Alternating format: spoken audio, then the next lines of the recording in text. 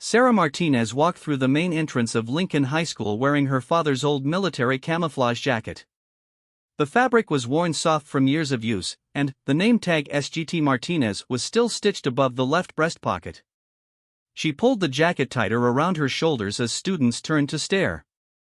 "Look at Army girl trying to be tough," whispered Jessica Chen to her group of friends near the lockers.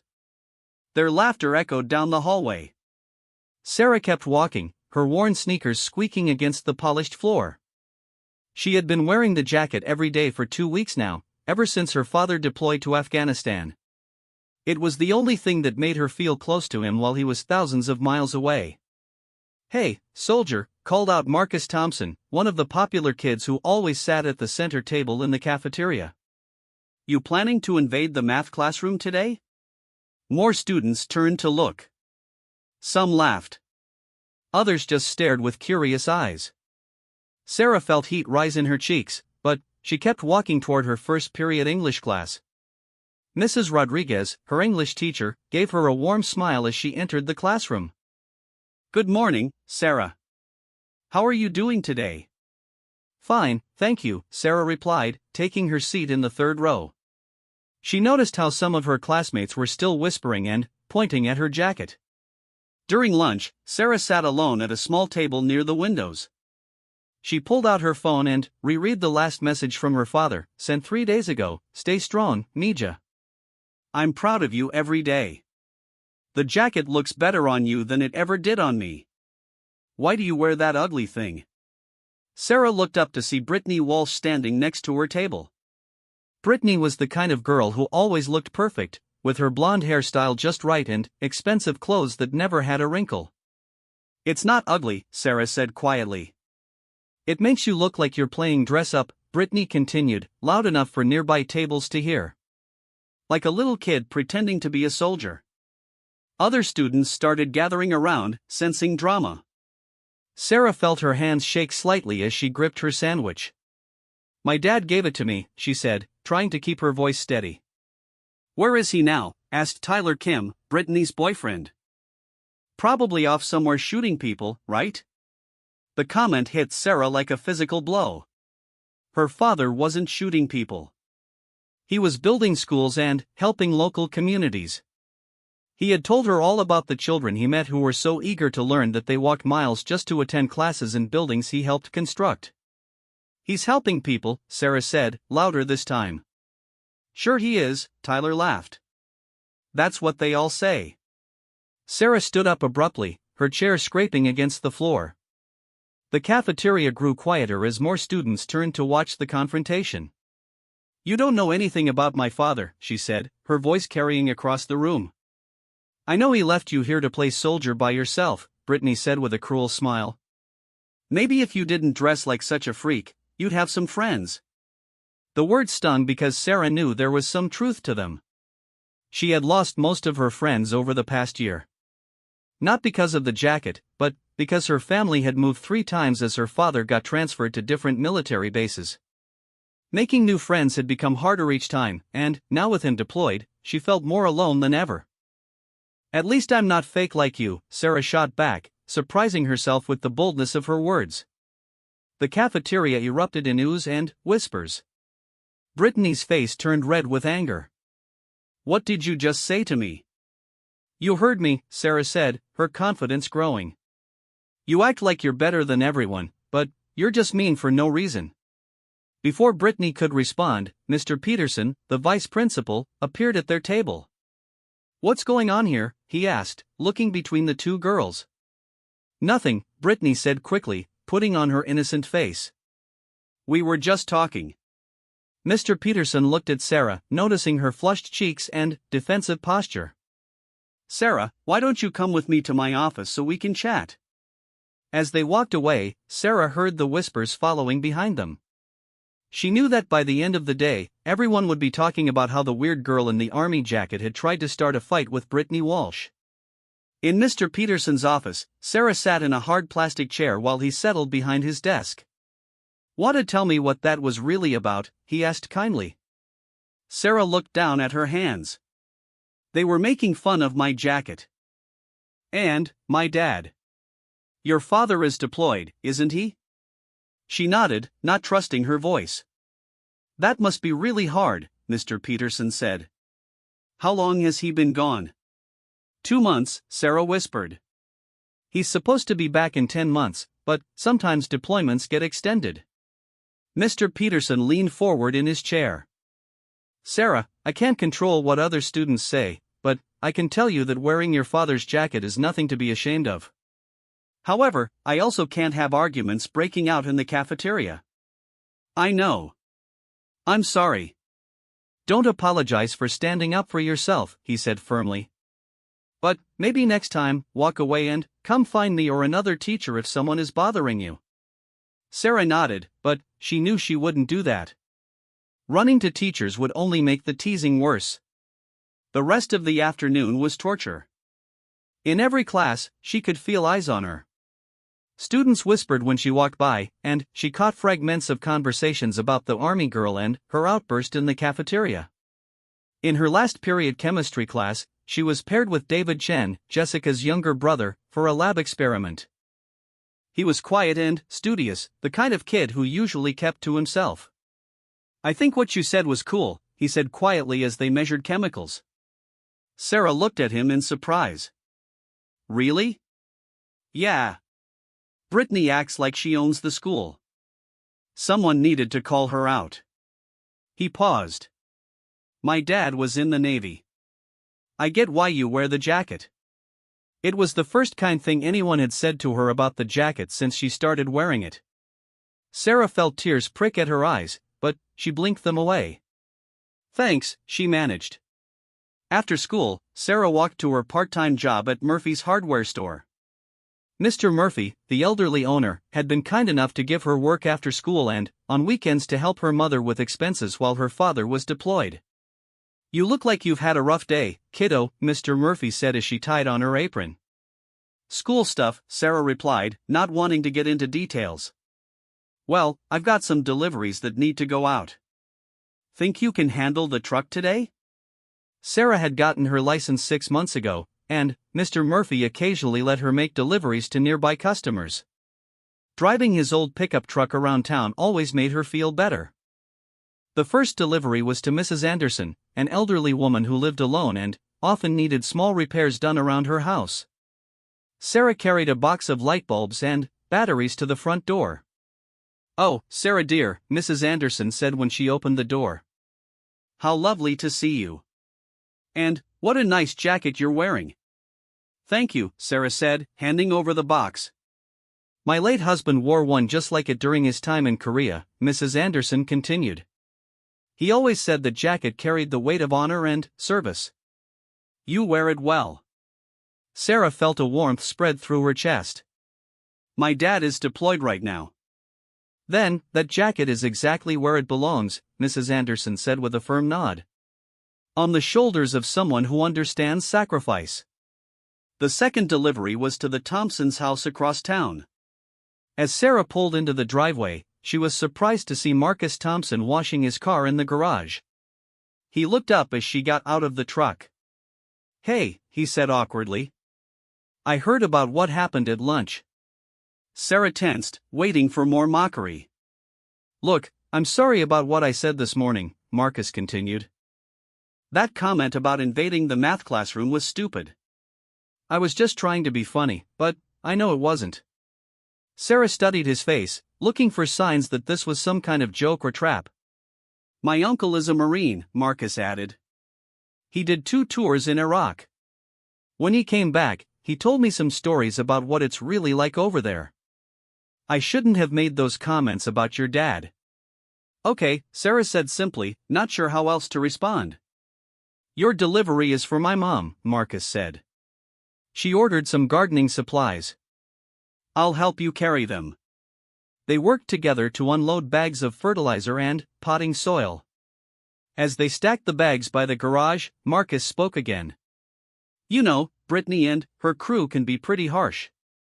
But not everyone at school thinks like them. Feels like most people do, Sarah said. That's because the mean ones are always the loudest, Marcus replied. The decent people usually just mind their own business. As Sarah drove back to the hardware store, she thought about Marcus's words. Maybe he was right. Maybe there were other students who didn't care about her jacket or her father's deployment. Maybe she just hadn't noticed them because she was too focused on the ones who were cruel. That evening at home, Sarah sat at the kitchen table doing homework while her mother, Carmen, prepared dinner. Their small apartment felt too quiet without her father's presence. "How was school today, Mija?" her mother asked, stirring a pot of rice. "It was okay," Sarah replied, not wanting to worry her mother with stories about the cafeteria confrontation. Carmen Martinez had been working double shifts at the hospital since her husband deployed, trying to keep up with the bills and maintain some sense of normalcy for Sarah. The last thing she needed was to worry about school drama. "Mrs. Chin called me today," Carmen said casually. Sarah's head snapped up. "Jessica's mom?" "No, David's mom. She works at the hospital with me. She said David came home talking about a girl in his chemistry class who stood up to some bullies today." Sarah felt her cheeks warm. "Mom." She said this girl was wearing her father's military jacket and defending his honor when other students made cruel comments. Carmen turned to face her daughter. She was very impressed with this girl's courage. Sarah looked down at her math homework, but the numbers blurred together. "Your father would be proud," Carmen continued softly. "Not just of the jacket you wear, but of the young woman you're becoming." That night, Sarah video called her father using the computer in their living room.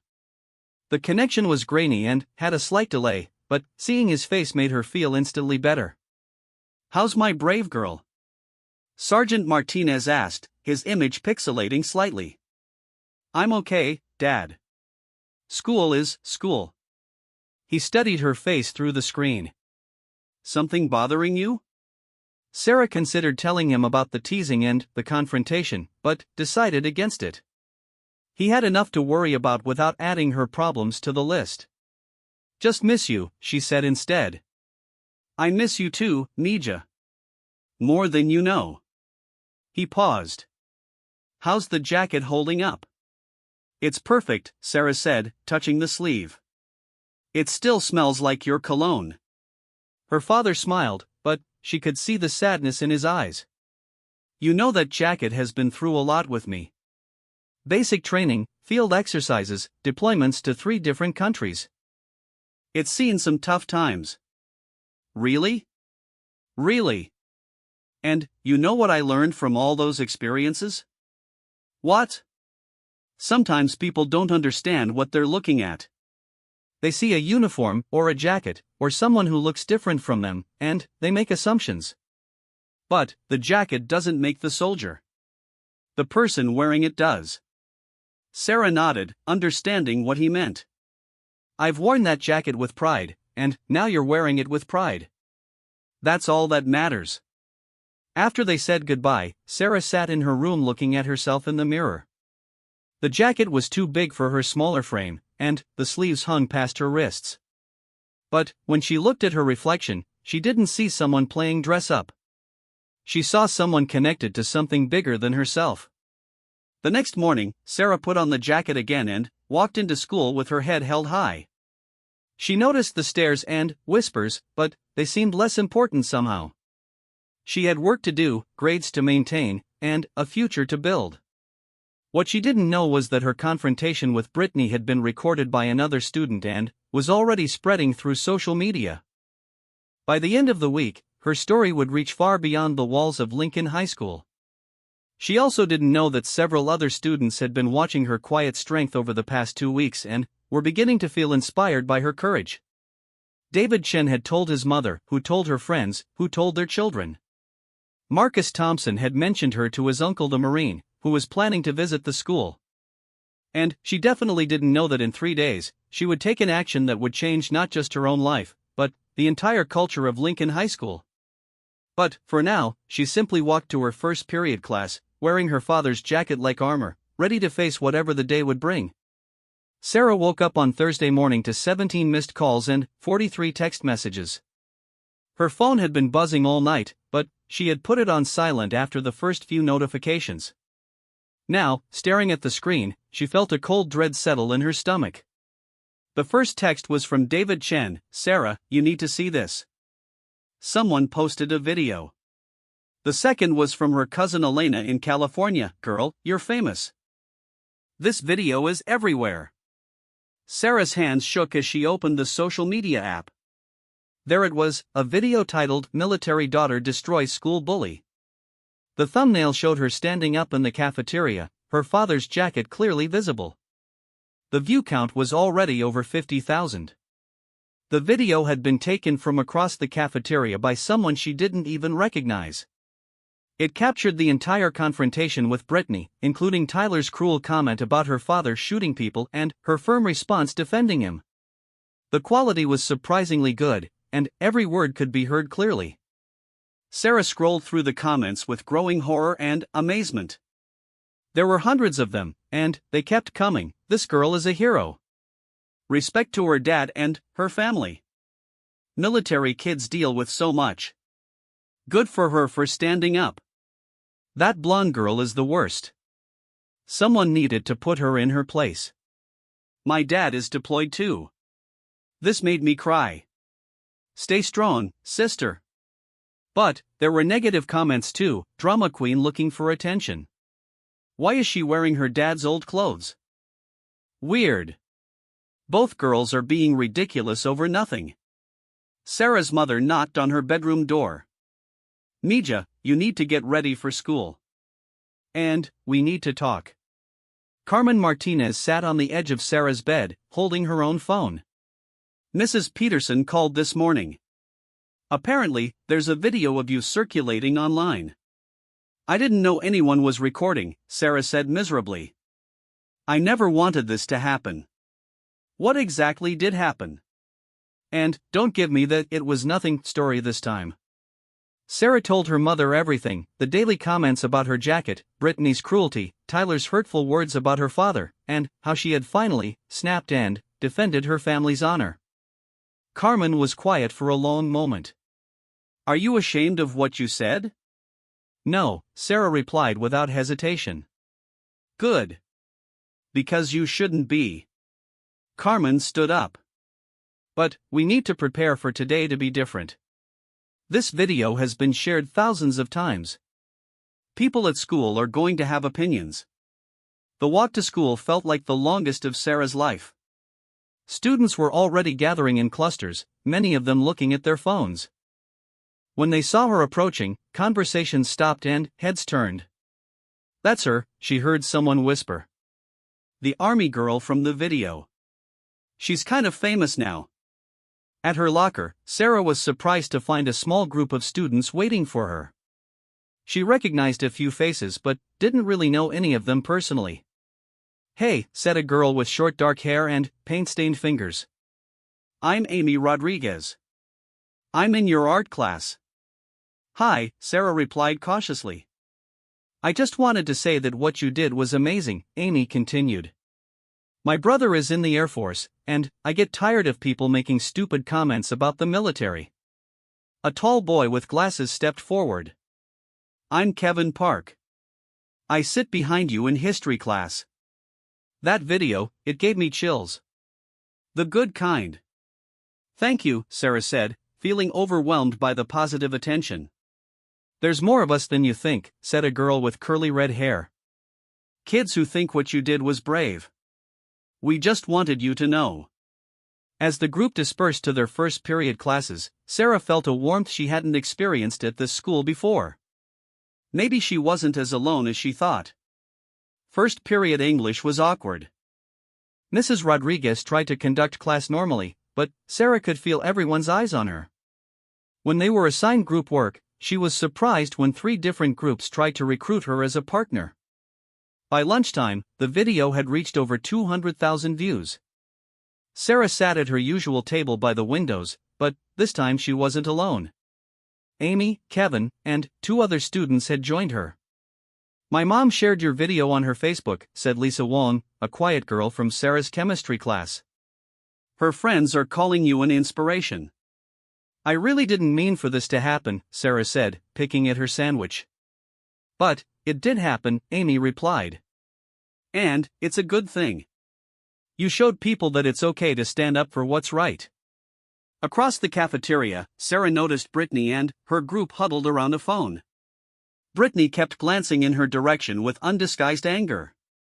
Tyler looked uncomfortable, like he wanted to be anywhere else. After lunch, Principal Williams called Sarah to the main office. She walked through the hallways noting how different everything felt. Some students smiled at her. Others whispered behind her back. A few even said thank you as she passed. Principal Williams was a stern woman in her 50s who had run Lincoln High School for over a decade. She gestured for Sarah to sit down across from her large wooden desk. Miss Martinez, I'm sure you're aware that a video of you has gained quite a bit of attention online. Yes, ma'am. Over 300,000 views as of an hour ago, Principal Williams continued. The school district office has been fielding calls all morning. News stations, bloggers, even some military support organizations. Sarah's eyes widened. News stations? The video has struck a nerve with people. Military families, in particular, are sharing it widely. Principal Williams leaned forward. I need to ask you directly, do you regret what you said in that cafeteria? Sarah thought carefully before answering. I regret that it became such a big scene. But, I don't regret defending my father. Good answer, Principal Williams said with a slight smile. Because I've watched that video several times now, and I don't see a troublemaker. I see a young woman standing up for her family with dignity and courage. Am I in trouble? No, you're not in trouble. However, we need to discuss how to handle the attention this is bringing to our school. I've already spoken with Miss Walsh and Mr. Kim about their inappropriate comments. Sarah felt a small sense of satisfaction at that news. I also want you to know, Principal Williams continued, that several parents have called to express their support for you. Mrs. Chen mentioned that her son David has been inspired by your example. The rest of the day passed in a blur of whispered conversations and stolen glances. In chemistry class, David Chen worked with her again on their lab assignment. My mom says you're going to be on the news, he said quietly as they recorded their observations. I hope not, Sarah replied. I just want this to blow over. You know what's crazy?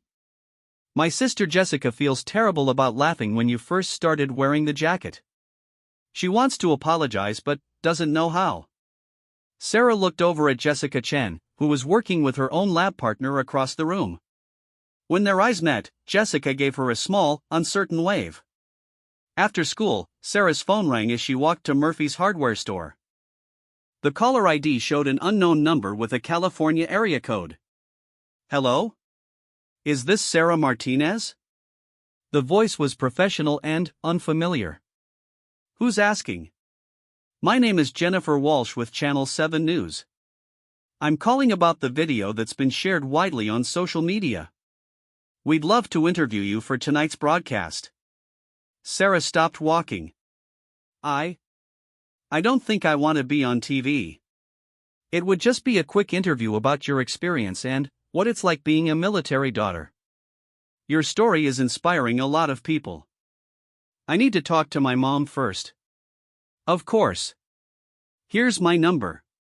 Please call me back within the next 2 hours if you're interested. At the hardware store, Mr. Murphy was waiting with a big grin on his weathered face. Well, look who's famous, he said, holding up his phone with the video playing. My granddaughter in Florida sent this to me. Said this brave girl reminds her of her grandfather. You saw it too? Kiddo, half the town has seen it by now. Mrs. Anderson stopped by an hour ago just to tell me how proud she is of you. Sarah tied on her apron, still feeling surreal about the whole situation. You know, Mr. Murphy said thoughtfully, in my 72 years, I've learned that sometimes the most important moments happen when we least expect them. You stood up for what was right, and now people are taking notice. But I didn't mean for everyone to see it. The best heroes never do, he replied with a wink. During her shift, several customers mentioned the video. Mrs. Patterson, who owned the flower shop down the street, came in specifically to buy something just so she could tell Sarah how much her own veteran father would have admired her courage. "Young lady," said Mr. Roberts, a retired teacher, "you reminded me why I'm proud to live in a community that raises children like you." By closing time, the video had reached 500,000 views. Sarah's phone had received dozens more calls from reporters, bloggers, and even someone claiming to represent a talk show. That evening, Sarah and her mother sat at their kitchen table with both of their phones turned off. "This is bigger than we expected," Carmen said, looking tired but proud. "I want to call Dad," Sarah said. "He probably already knows." Elena said she sent him the video this morning. They set up the computer for their video call. When Sergeant Martinez appeared on screen, Sarah could immediately see the emotion on his face.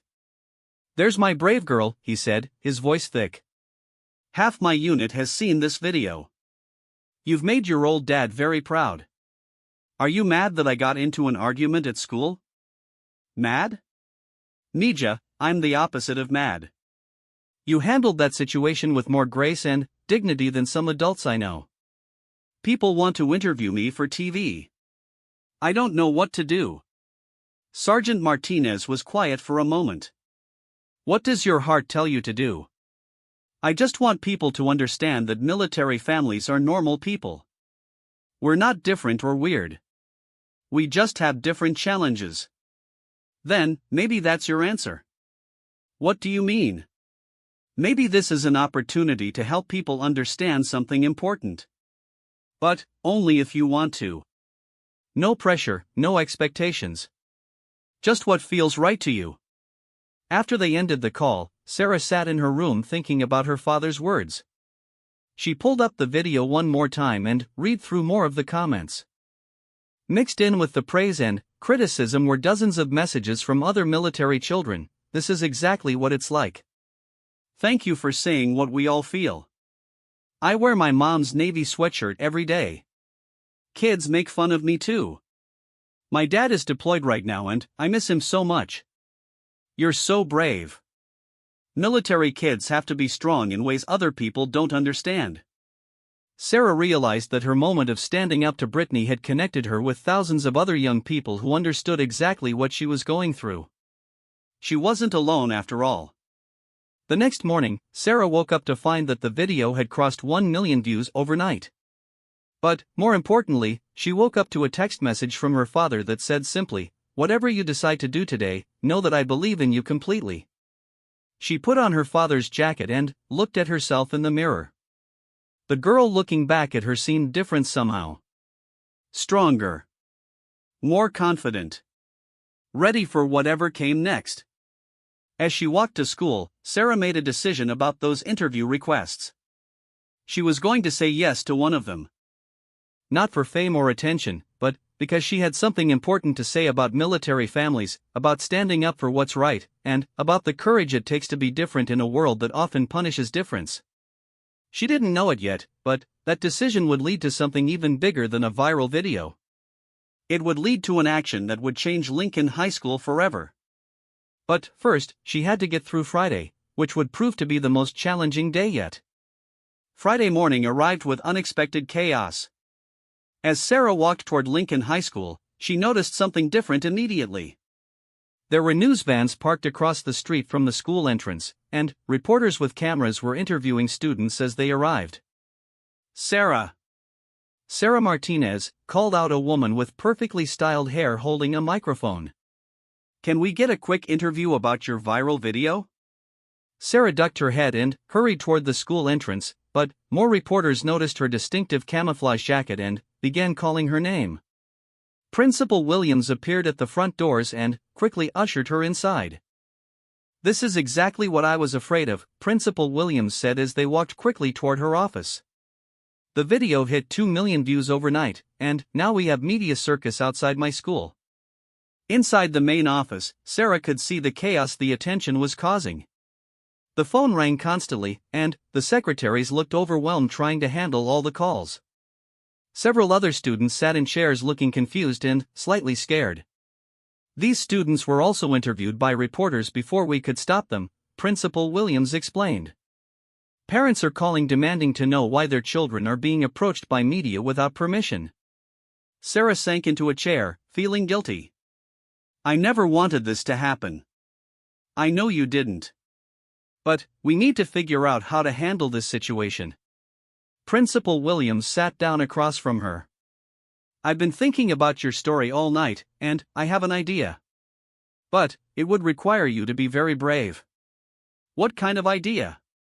Instead of running from this attention, what if we used it to create something positive? What if we organized an assembly about military families and the challenges they face? Sarah looked at her uncertainly. You mean like, speak in front of the whole school? You, and maybe some other military children in our school. I've been doing research, and we actually have quite a few students with parents in various branches of service. Most of them have been staying quiet about it.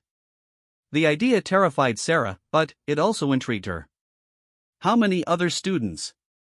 At least 15 that I could identify from our records. Maybe more if word gets out and others come forward. Principal Williams pulled out a folder with several sheets of paper. David Chen's father served in the Navy.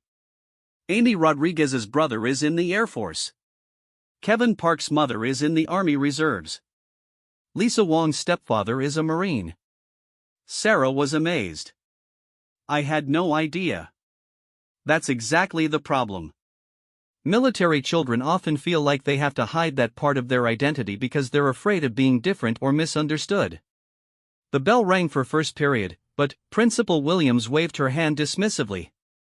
You're staying here until we figure out how to handle the media situation. I've already called your mother.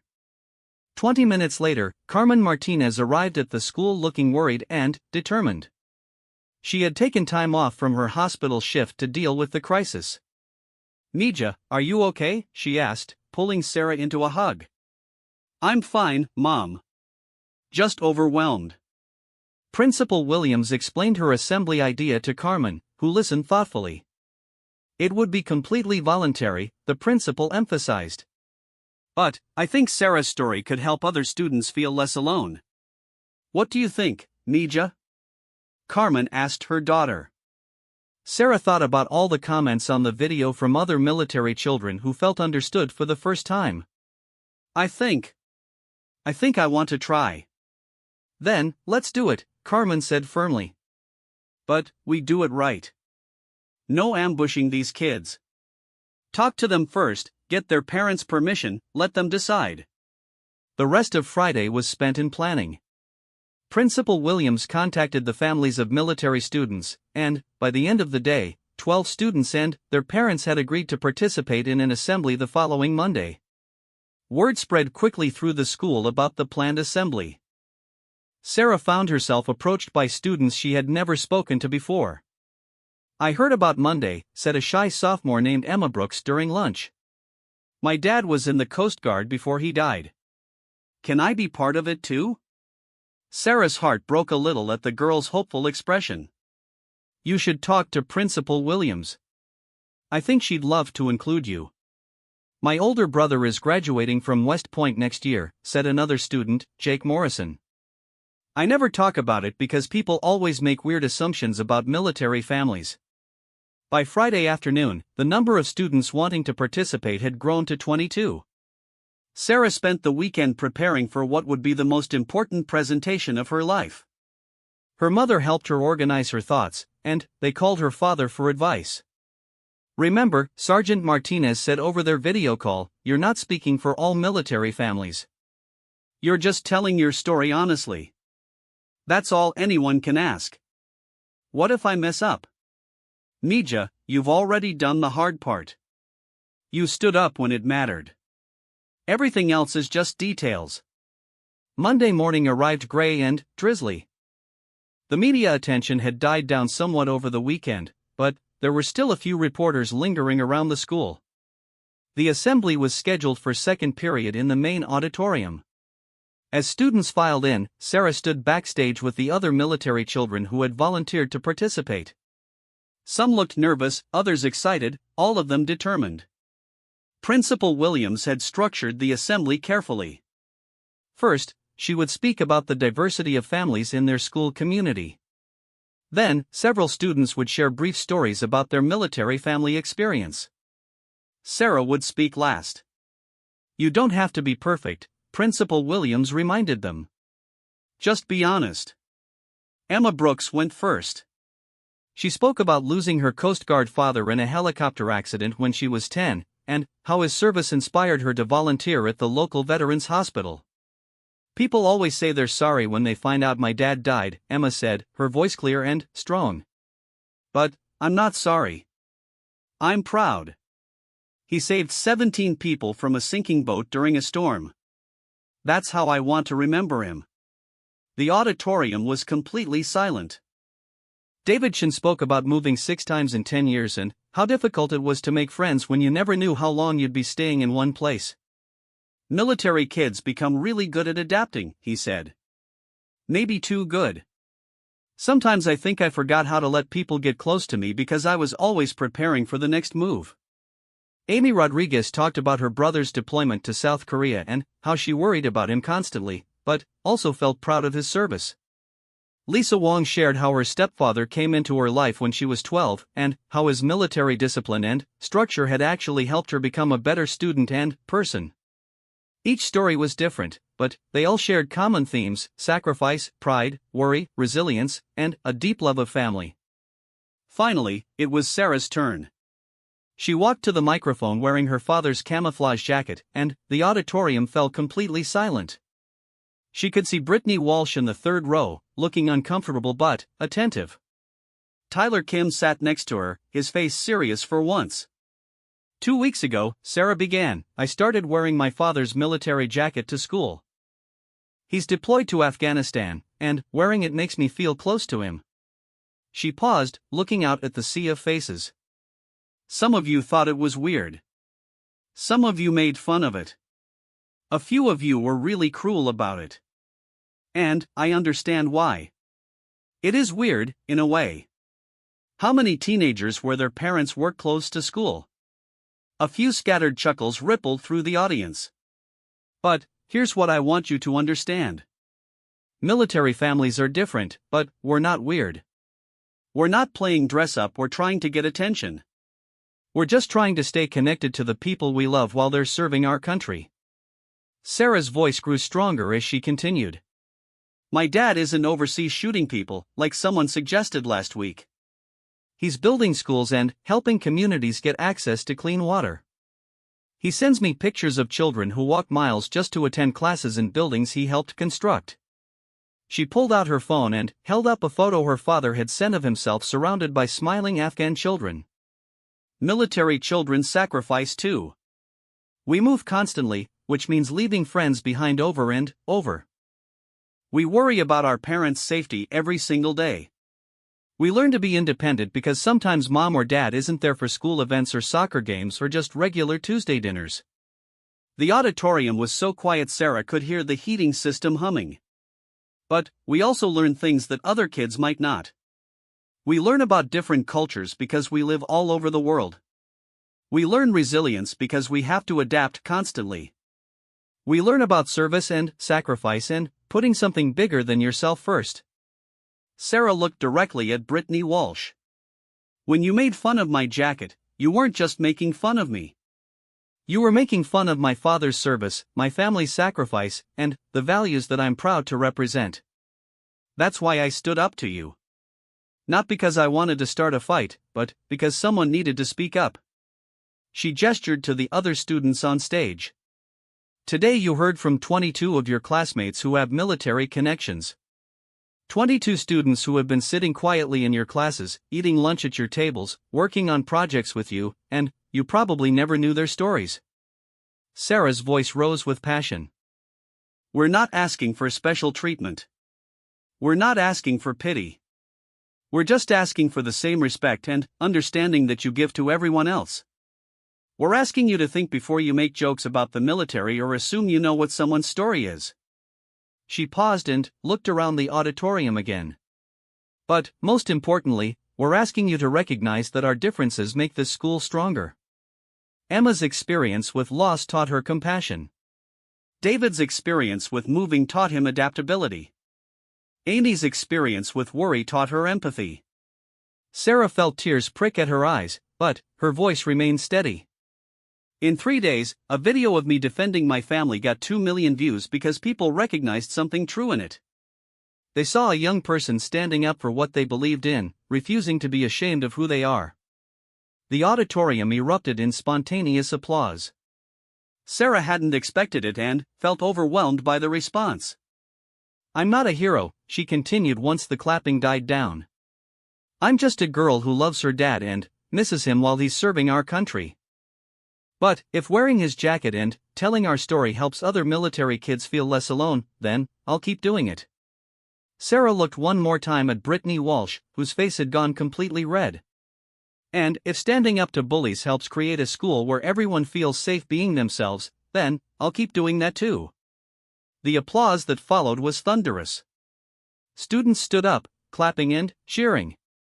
Sarah saw tears in many faces, including some teachers. Even some of the students who had been cruel to her were applauding. But what happened next was something no one expected. Brittany Walsh stood up in the middle of the applause. The auditorium gradually grew quiet as students noticed her standing. Sarah's heart began to race, wondering if Brittany was about to create another confrontation. Instead, Brittany began walking toward the stage. Principal Williams tensed, ready to intervene if necessary. The other military students on stage looked confused. Sarah stood frozen at the microphone.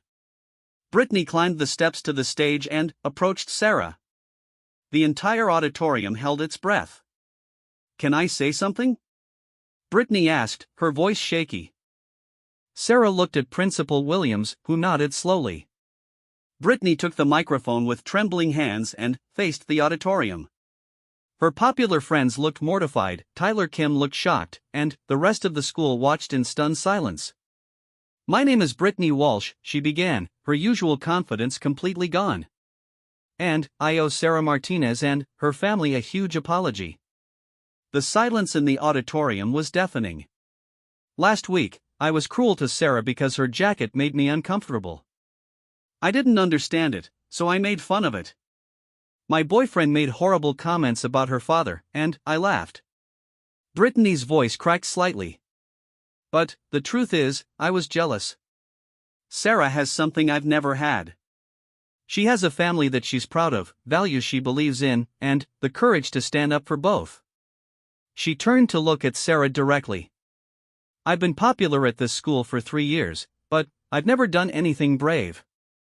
I've never stood up for anyone, including myself. I've just been mean to people who were different because it made me feel powerful." Brittany looked back at the auditorium. "Sarah, I'm sorry. Not just because everyone is watching or because what I did got recorded and went viral. I'm sorry because what I did was wrong, and I knew it was wrong when I was doing it." She handed the microphone back to Sarah and walked off the stage, her head down. The auditorium remained completely silent as she returned to her seat. Sarah stood at the microphone, unsure what to do next. Finally, she found her voice. "Thank you, Brittany. That took a lot of courage." And then, something amazing happened. One by one, students throughout the auditorium began to stand up. Not to applaud, but in a silent show of solidarity. Within minutes, nearly the entire student body was standing. Sarah looked out at her classmates and realized that something fundamental had just changed at Lincoln High School. The action she was about to take would seal that change forever. But that moment was still one day away. Tuesday morning brought an entirely different energy to Lincoln High School. Word about Monday's assembly had spread beyond the school walls, and the video of Brittany's unexpected apology was already circulating online. Sarah arrived at school to find students greeting her with genuine warmth instead of curious stares. "That was amazing yesterday," said Jessica Chen, approaching Sarah at her locker. "I wanted to apologize too.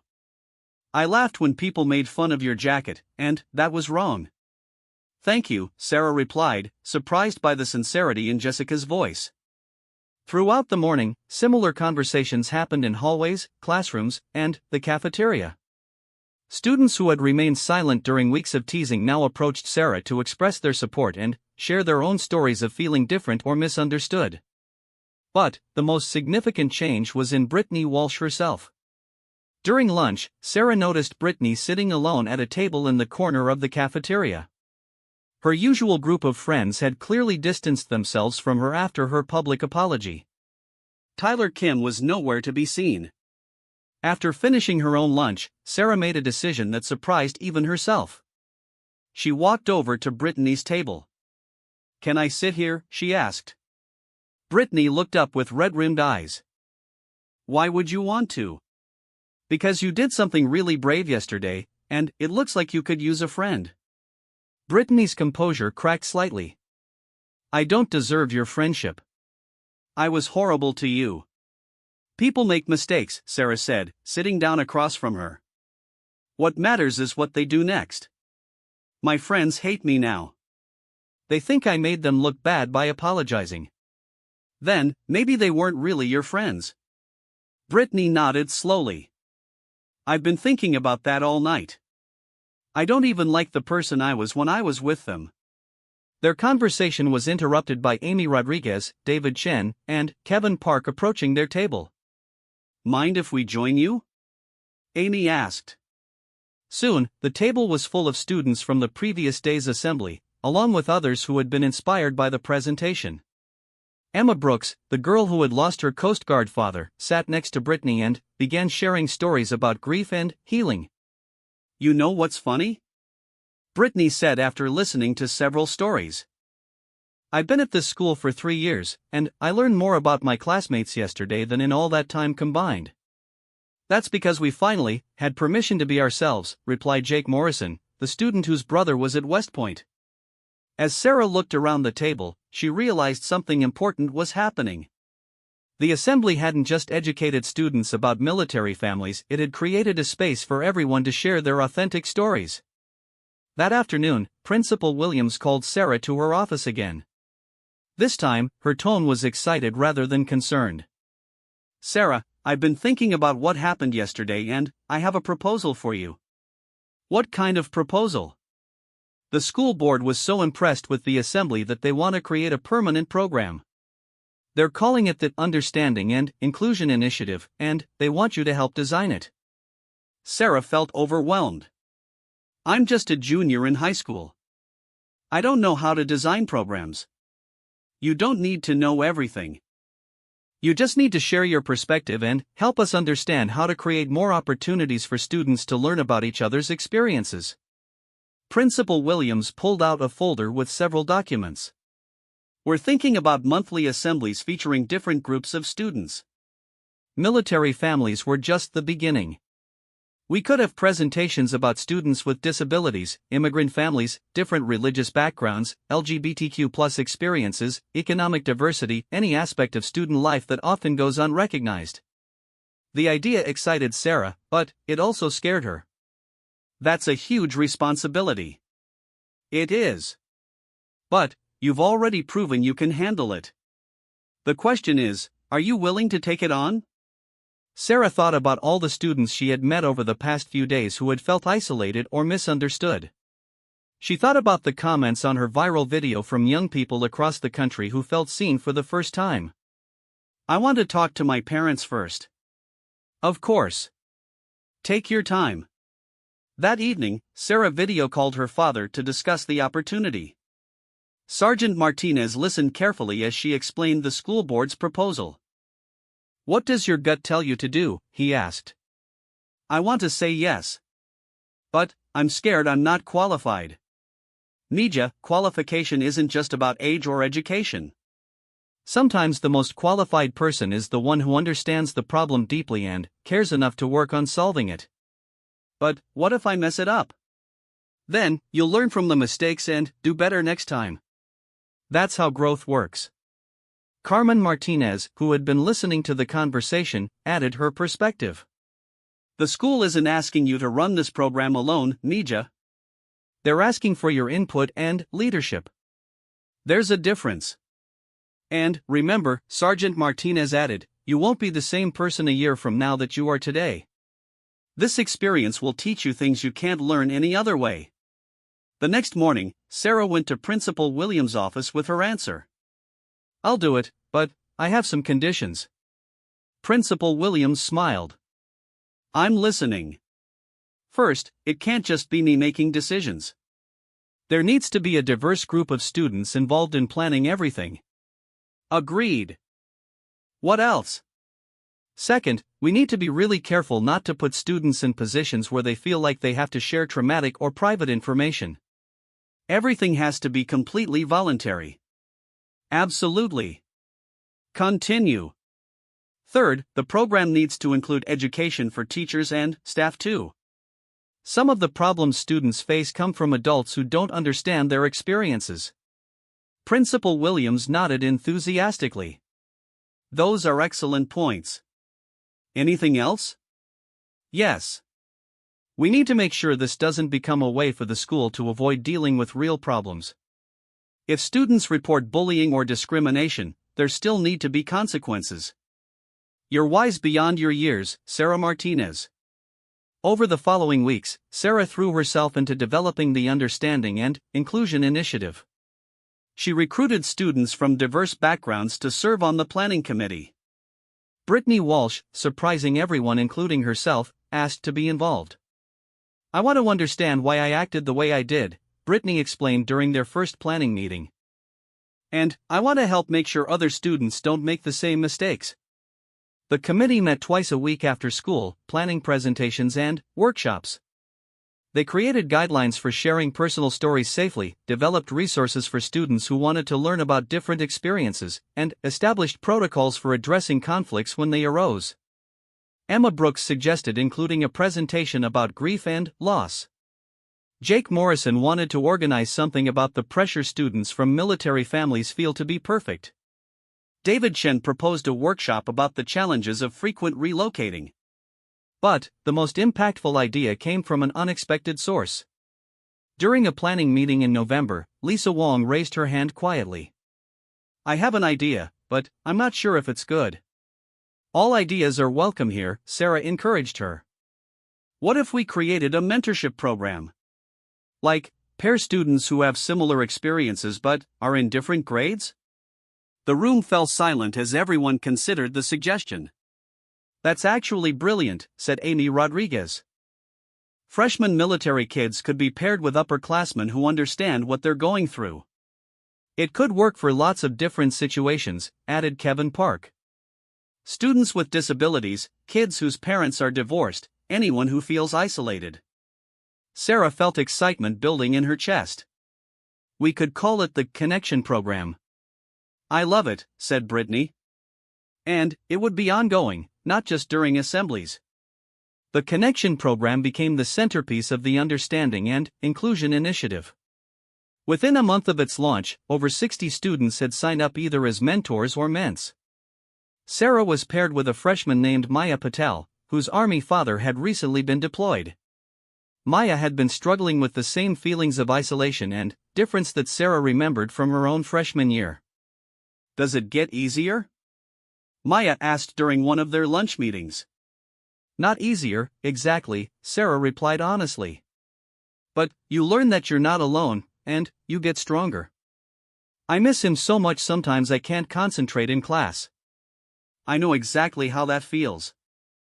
Want to see something? Sarah pulled out her phone and showed Maya photos from her father's deployment, including pictures of the schools he was helping to build. My dad sends me photos like this too, Maya said, brightening. I never thought to share them with anyone. Maybe that could be your presentation for the next assembly, Sarah suggested. Show people what our parents actually do when they're deployed. The ripple effects of the Understanding and Inclusion Initiative extended far beyond Lincoln High School. The school district began implementing similar programs at other schools. Sarah was invited to speak at education conferences about student-led inclusion efforts. The video of her original confrontation with Brittany, which had started everything, eventually reached 5 million views. But, more importantly, it inspired similar programs in schools across the country. One day in December, 6 months after the viral video, Sarah received an email that made her cry. It was from a high school student in Texas named Marcus Rivera, whose Marine mother was deployed overseas. Dear Sarah, the email read, I saw your video and heard about your program. I was getting bullied at my school for wearing my mom's Marine Corps hoodie. After seeing your story, I talked to my principal about starting something similar here. Yesterday we had our first understanding and inclusion assembly, and 12 other students shared their stories about having deployed parents. For the first time since my mom left, I don't feel alone at school. Thank you for showing me that it's okay to be proud of who I am. Sarah forwarded the email to her father, who is now back from his deployment but preparing for another one in 6 months.